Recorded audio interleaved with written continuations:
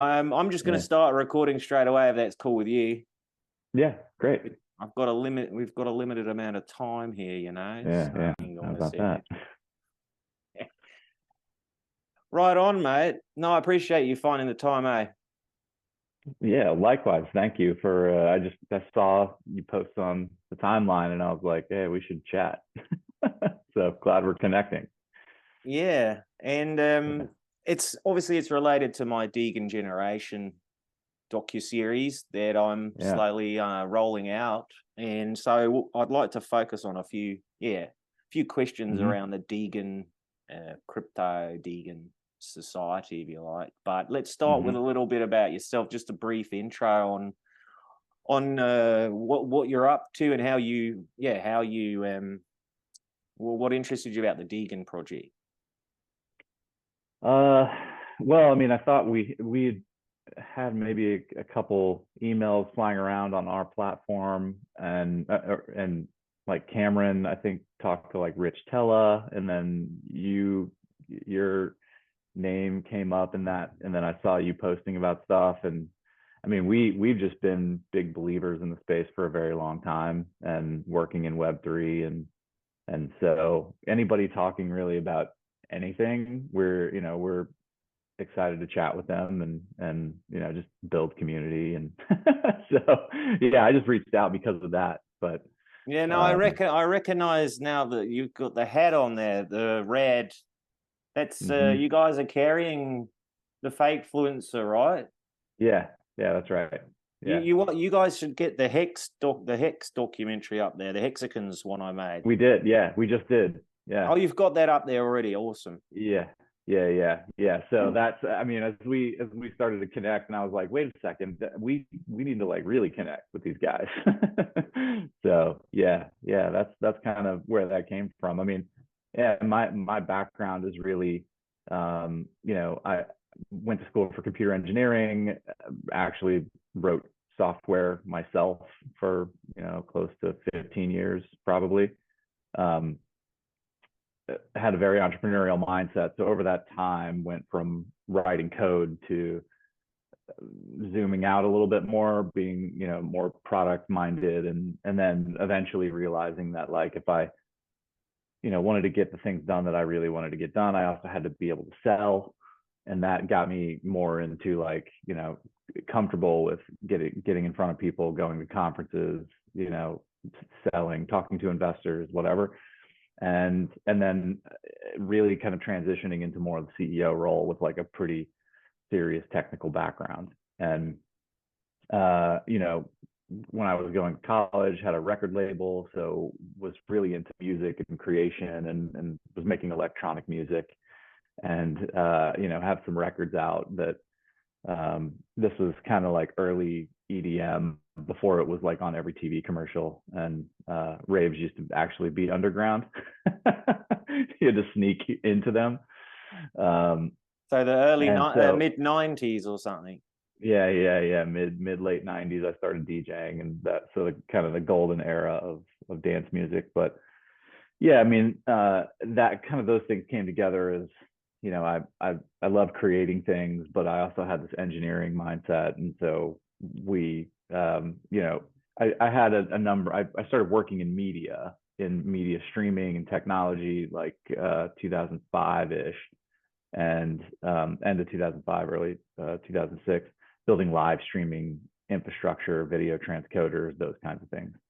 And so I got to work with content, but also got to work with technology. And so, I worked there for a few years, and then essentially said, I can do this with my own company, and started a company for kind of the dawn of the smartphone era for streaming video to smartphones. This is like when it was actually still hard to do.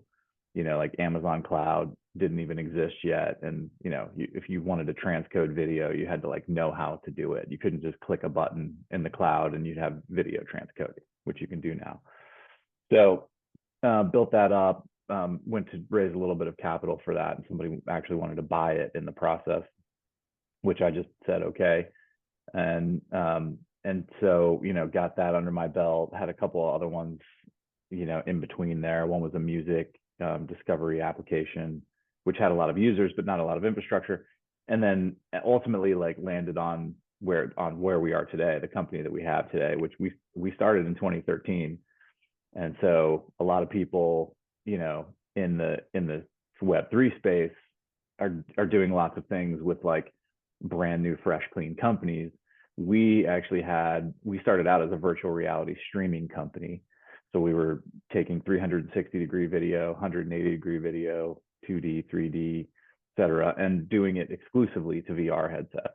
So you could only watch it on Oculus Rift or Google Daydream, and we worked with all the major movie studios in that process.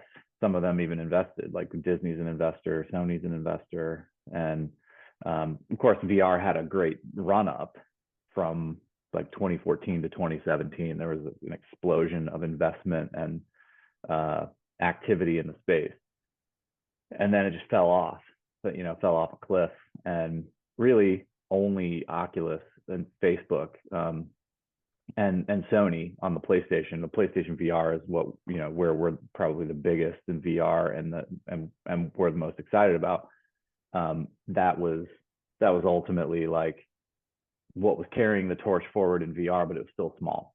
And so, I've been playing around with Bitcoin since like 2012, just as like kind of for fun. I looked around at maybe creating a couple businesses with it, but it always seemed like, you couldn't really bank with it. And it was going to be tough at the time, which would have been maybe smart for me to just fight through those hurdles, but didn't really feel like that much effort was going to be worth it at that point. So I just had, a few Bitcoins just hanging around in a wallet, and like, me and a buddy were playing around with arbitrage bots and like that kind of stuff.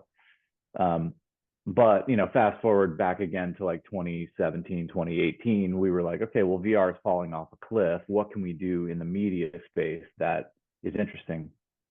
And so we started building in support for smart contracts. We basically built like a custom, this is kind of pre-NFTs, pre-ERC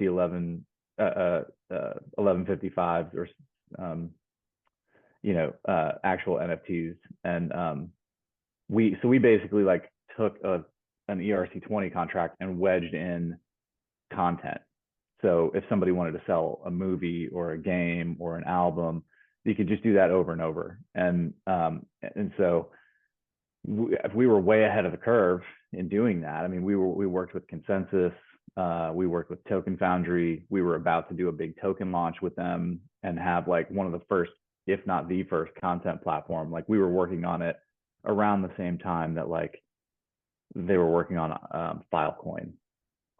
So like we were pretty early, and went to all the partners that we had, like Disney, Fox, NBCU, Viacom, ABC. Like we were talking to all the people that we worked with in VR about how smart contracts were in content were the future of the content business. And everybody loved talking to us, but they were just so early. And even still, like if you go to any major media company and talk to them about using smart contracts to like wrap up a movie, they're like, what are you talking about? Like we can't we can't do that. So we had to go into this, like we built this platform. We couldn't do a token sale because it was crypto winter, and it would have been a bad timing to do that. And I'm thankful that we didn't, because we didn't do an illegal securities offering in the eyes of the United States. But ultimately, like VR fell off a cliff, and then crypto fell off a cliff in like 2018, 2019. And so we were like, all these innovations that we're bringing to market in media are like struggling. And so we just had to focus on traditional video, getting on televisions like Android TV and, mobile devices, and just flat screens, get out of VR, try to broaden the scope a little bit, turn on a subscription. Yeah, I saw that because you were called rad.nftv, and now you're called rad.live, right? Yeah. So we have the domain rad.nft, and we originally bought rad.live, and it might be that we switched to might be to switch to rad.nft. That actually came after owning the domain rad.live. Right. And But listen, Tony, a lot of this yeah, sounds really rather productive, to be honest. oh And it's yeah, not what I yeah, imagine when I think about Degens, right? yeah. Degeneratives. So, I mean, if you've been in the crypto realm since 2012, did you say? I think Mhm. you must have seen some degenerate behavior, or maybe even participated in such. Yeah. Yeah, I mean, I think in, the very earliest days, like one of the businesses, well, so like arbitrage bots are like arbitrage bots, you're just basically trying to scalp as much as you can, between price differences. But um, another business that I was looking at starting and got a little bit down the road on, because I lived in Denver at the time, and this was like probably 2013, around when I was like trying to do this. But basically, like, all the marijuana companies like couldn't. They had a bunch of cash sitting in their basement because the banks wouldn't accept the cash, and Colorado was medically, cannabis was like medically legal but not recreational yet, and then it flipped over into recreational, and I was there for that, but they still couldn't take their cash to the bank.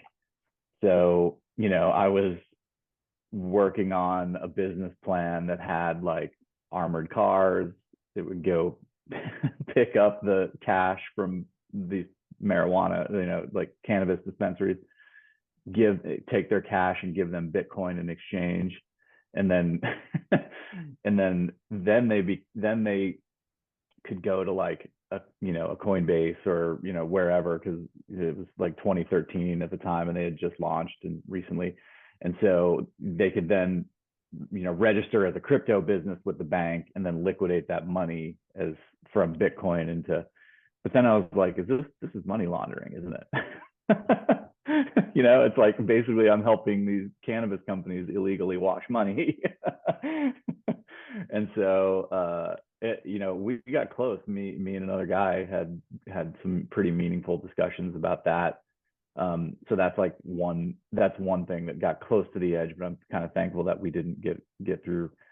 I think DeFi introduced a bunch of opportunities for people, to do a lot of things kind of non KYC'd, and that's where I feel like a lot of the more recent degenerate type stuff started to happen, particularly like as you see, like Uniswap and even OpenSea, like their APIs are fairly open and arguably designed for manipulation. I mean, that's pretty much what it is.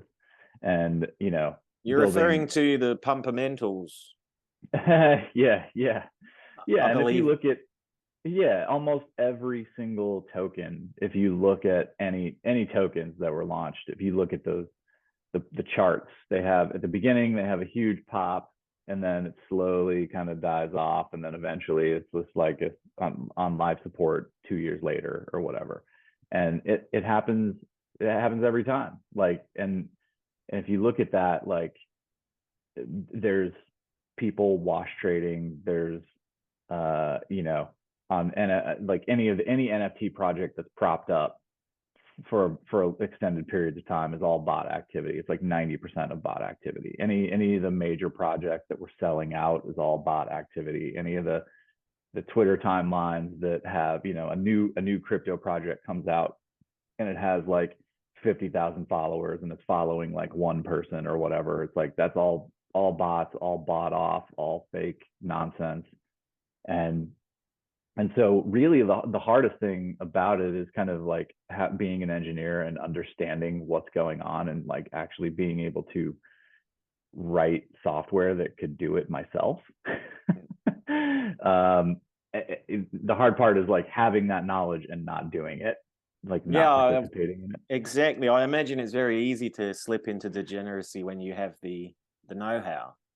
Yeah, yeah. And Well, it takes a strong will not to fall into that, which obviously a lot of younger folk probably don't have you know, younger folk often are, they need to get cash, and if they have the Yeah. skills to build certain softwares to help them do that, they're Mm-hmm. going to do that, right? Yeah. Yeah. Inevitable. But like you say, it's being able to spot it, recognizing it, you know, game Yeah. recognize game. Yeah. Yeah. No, and like people do this where, you know, they're essentially like have software watching the mempool, and as transactions are being submitted, they're able to essentially see that you know, somebody's about to buy this token at this price, so I'm going to issue a transaction that has a slightly higher gas fee attached to it, and it will basically front run that transaction, and then it will issue a buy. But the thing is since it's on DeFi and automatic market makers are there, and it's just based on math, if they front run that transaction and then somebody's buy comes in right after theirs, then the second buy will boost the price up on the pool, and then you can just issue another transaction to sell right away. So you just like have bots sniffing the incoming transactions, and you know that automatic market makers will essentially adjust the price in your favor. So, you know, you can sandwich the transactions in the mempool and make money on it. Yeah, and And every this is what we saw with there was an explosion in flash loans. mm-hmm, This is an automated front running of transactions, right? But you're mm-hmm. not Yeah, well, actually, yeah, I can't quite yeah, remember how that worked, but it was, you were loaning money, front running, and basically yeah, gambling with someone else's money, right? someone else's money. Yeah, and if you can do that at a large enough scale on the transactions, then you know it's pretty straightforward to make money. It's just math at that point. Like, when will you be profitable on this? Yeah. And you know, and then you see new platforms launching, and I say like OpenSea and Uniswap. I mean, they basically have open APIs. They're just wide open, and so some of that is like, you know, has to be intentional because they can see that that activity is driving an enormous amount of economic value, and they get fees associated with it. So like they're not incentivized to stop it from happening. And it's similar, like Twitter can do that too. Like Twitter, well, Elon's trying to shut it down, but as a public company with transparent user base and revenue and advertisers, Twitter needed to show as many users as it could possibly show and as much activity as it could possibly show, and then just leave it at that. They could tell advertisers that. But if, you know, 80% of the platform is bots, then it's all nonsense. They're just using that mechanism, the botting mechanism, to essentially inflate their value. And so then you see new platforms launch that you know, have incentive mechanisms built in to try to encourage people to interact on the platform, like a Blur or like a Friend Tech, and you're seeing all that now. And the same things happen. Like you end up with people trying to game the mechanisms of, you know, how to make money on that platform. So if Blur is incentivizing listing and selling, and what, like, people will try to game that, and eventually it's like in the long run puts downward pressure on the NFT market. And you know, you have people going over to Friend Tech and trying to game that, and it's like all these different kind of very intentional mechanisms from these platforms, whether it's API driven, you know, for being botted, or it's like gamified mechanisms to try to like bootstrap some kind of a user base on board, is not real value. You know, like it's not real value.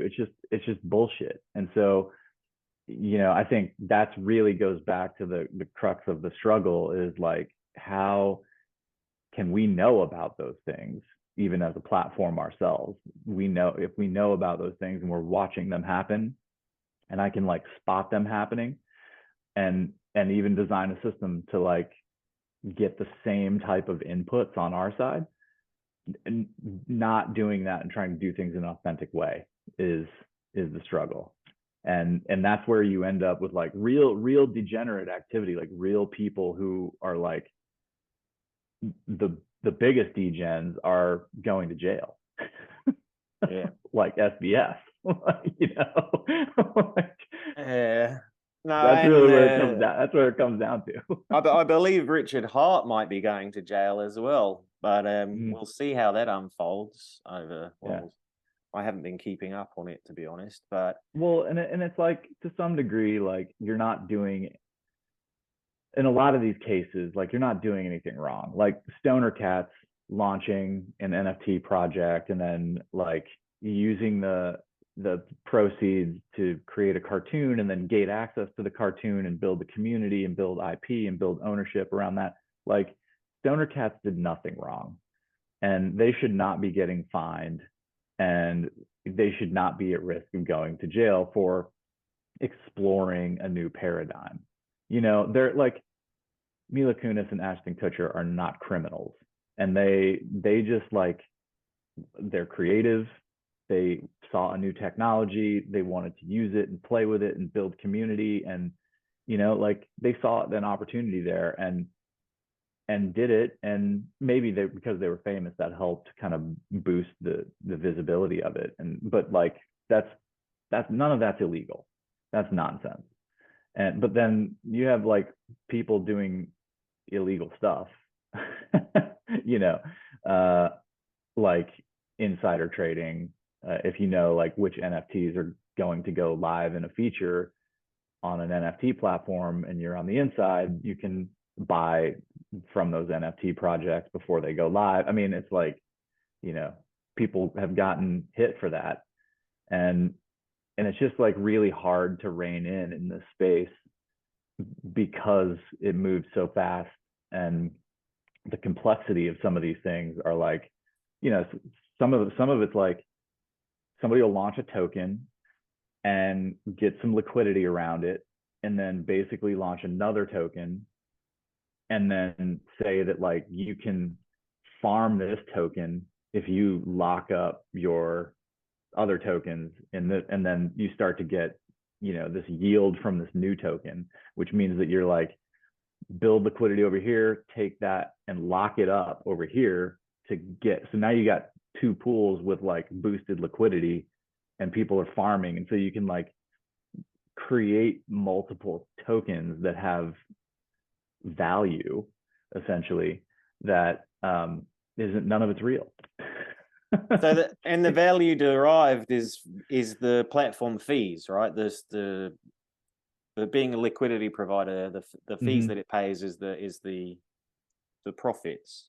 Being available as a mechanism to trade is still the best business in crypto. That's kind of the only value that is really being created. I mean, And that's where the Degens dwell, right? Right there. uh-huh.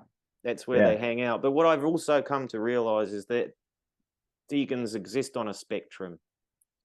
There are, like you say, at one end, the ones that end up going to jail, that go, you know, balls out, full on.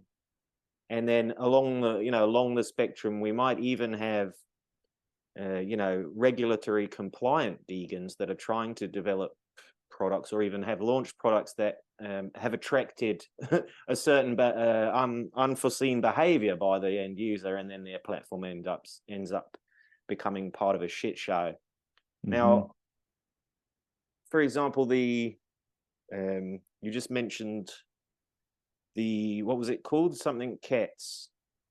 Oh, Stoner Cats. Yeah. Yeah, Stoner Cats. I haven't brought myself up to speed on that one yet, but It's for the fairly recent. headline I saw, it was defined as a security or something was the issue, and it's American based, so therefore under Yeah. your jurisdiction. But it wouldn't have been the case had they launched in Estonia or Switzerland or something, right? Yeah. Yeah. No, and Uh, that's like, you know, jurisdictionally, that's another thing. Like, yeah, the spectrum is right. You know, like in the United States, like one activity could be seen as like breaking the rules versus like in Switzerland, maybe not. And that's just the approach to the regulatory framework, essentially. You know, we went to Switzerland and talked to the same lawyers that set up the Ethereum Foundation, and like that, we're like, how do you classify these things? And there's just a much clearer framework that as soon as people started experimenting with these technologies and breaking non-existent rules, essentially, like they're basically like doing things that don't have rules. Yeah. So it's not like they're not breaking the law. They're just doing things that don't have rules yet, and it like needs some clarity. And so like Switzerland jumped into action and said, well, yeah, it's easy. You just classify it as, essentially it's either a security or a currency or like a utility token, essentially. Like it's pretty simple to like split those things up. And NFTs kind of bring a whole new wrinkle in there, which kind of fit. Those are like property, depending on kind of what function they're serving. It's like weird. They could, I guess, fit into the security bucket if they were actually launched as a security. But yeah, I mean the spectrum of what's legal and what's not, and what would be considered degeneracy versus not, could just mean where do you live?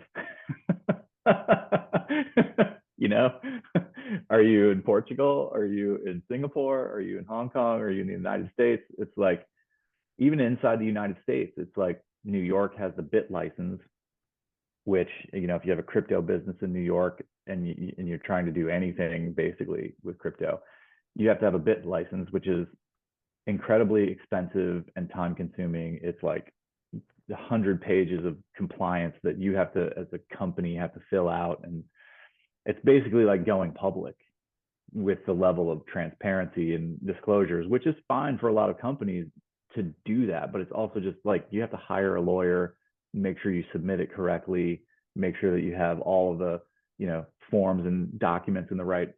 And that's just to like be compliant. And a lot of people are compliant and would be compliant. They just don't have the time and the resources to like do that at starting their business. It's like incredibly expensive and prohibitive.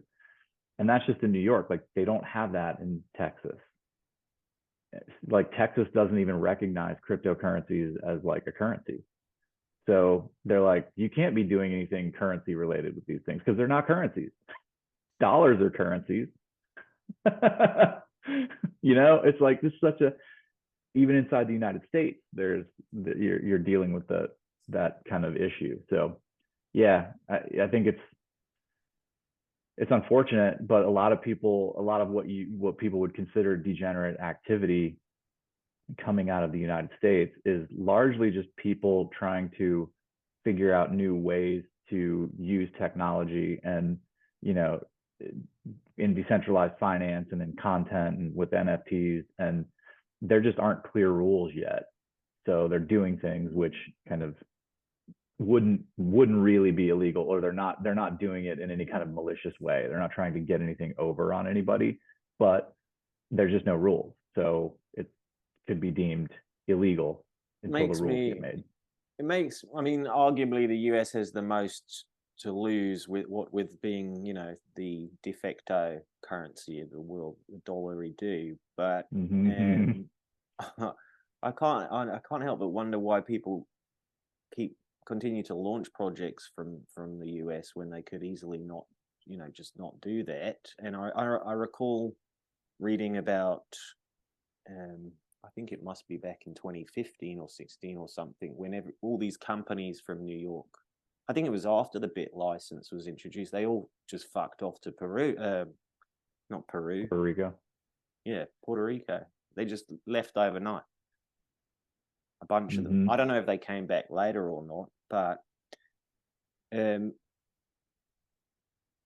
regardless, Zoom's asking me to upgrade for some reason. Piss off.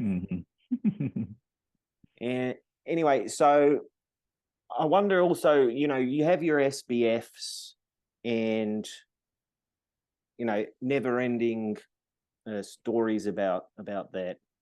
For every SBF that is caught, if you like, that kind of degenerative behavior, he had the Alameda Research pumping token on the other, he had some game going on between two companies.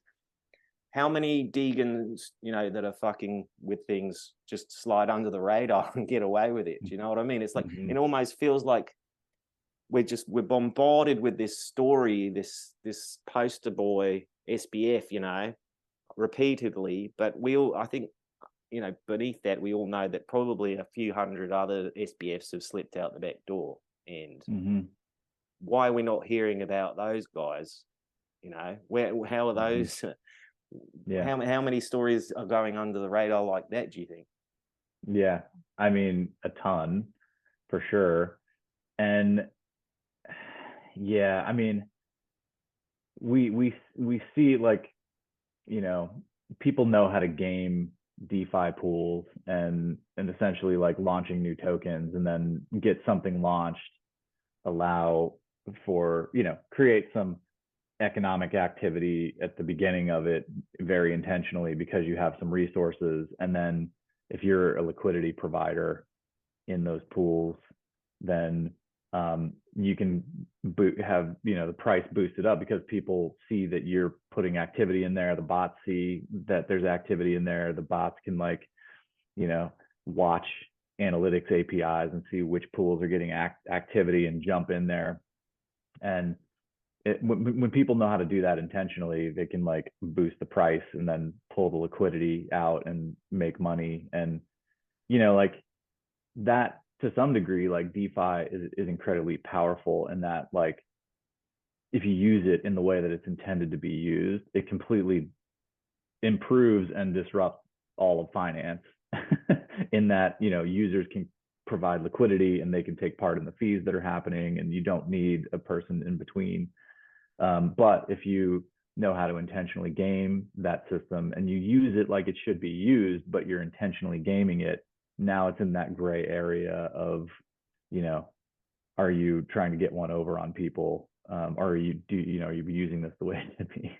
It's funny you should mention that, because as part of this docuseries, I've launched this G'day token. And what happened after the previous production, the Hexagons production, the Pulse chain launched, and there was a bunch of, Degen communities popped up on there. One of those communities approached me and said, let's get you up and running with the G'day token. So they paired it with their token, and suddenly there was some activity, a liquidity pool, and it was on Pulse chain, and I was like, bloody hell, what am I up to? Do you know what I mean? I was like, I feel a bit out of my depth right now. And since then, I've tried to steer away from Pulse chain because of all the baggage that came with Richard Hott and the SEC. And I've gone ahead and I've figured out how to make a G'day pool on Ethereum. And I'm looking at this and nothing's happening. Or I can see a lot of activity, I guess bot activity on the Pulse chain G'day pair, but fuck all on the Ethereum G'day pair. And I can't help but think that that's because I don't know how to play this game, which is certainly part of my investigation. I'd like to learn how to, because, if you've read the website there, you'll see there's a lot of potential utility for the G'day token in terms of what I'm calling a choose your own adventure style investigation, where, for example, I might ask you, where should I go next? Which people should I talk to? Who should I interview next? Which events should I attend? And try to break down the story and involve the audience a little bit in that decision making. And yeah, it's a work in progress, but I'm documenting everything as I go. So yeah. Well, and the weird thing that, I've seen over and over and over again, having been in this space for more than a decade now, is that it's really maybe the Achilles heel of the entire space. It's that anybody building anything of real value gets less attention because all the gravitation and all the money and all the bot activity and all the just activity in general, and a lot of the whale activity, whales got to be whales in crypto for a reason. It just always points to things that may have less inherent value and more opportunity to pump, essentially, and run bots against and game a system that, the real value that they're pulling out of it is like gaming the system, not participating in the thing that people find inherently valuable. Like we're just trying to build a platform that you can buy a documentary on using crypto, just like you could buy a movie. And the payouts happen immediately. So we're using smart contracts to like pay people out straight away. We don't have to be an intermediary with a big accounting team and a big legal team. And it's just like, we're trying to use the technology like it should be used. But there's like no pump and dump opportunity there. So it's like people will gravitate their energy to like a platform that allows that or enables that, right? Or it's like built for that with like artificial scarcity and like yield farming and like that kind of stuff. And I think that tells us a lot about the current makeup of the space, right? It's still sort of primarily made up of degenerate people trying to pump token value for exit.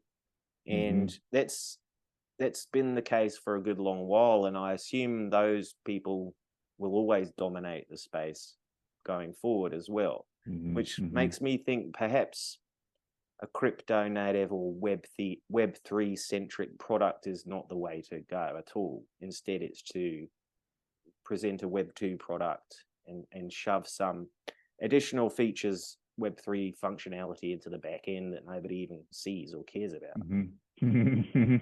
And that's something that I've been discussing at length with the fellas at BitJoin Studios as well, who are starting to bring something to market in terms of media meets blockchain as well. But listen, it says here I've got 2 minutes left, and I don't know if this Zoom will just cut the line or not. So I'm gonna give you the final 2 minutes to share with whatever you fancy. Oh yeah.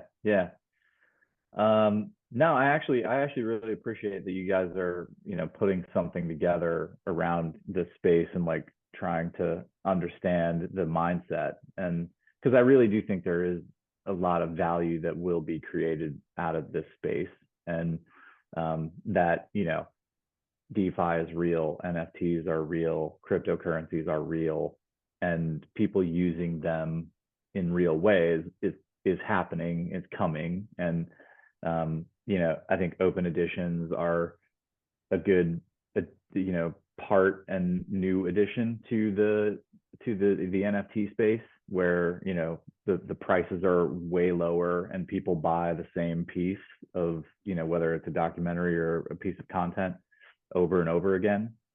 And it brings the price point down, so you're not trying to buy an NFT for $5,000 or $50,000 even. And so how can we use that in a real way? Ticketing, unlocking utility around ticketing, et cetera.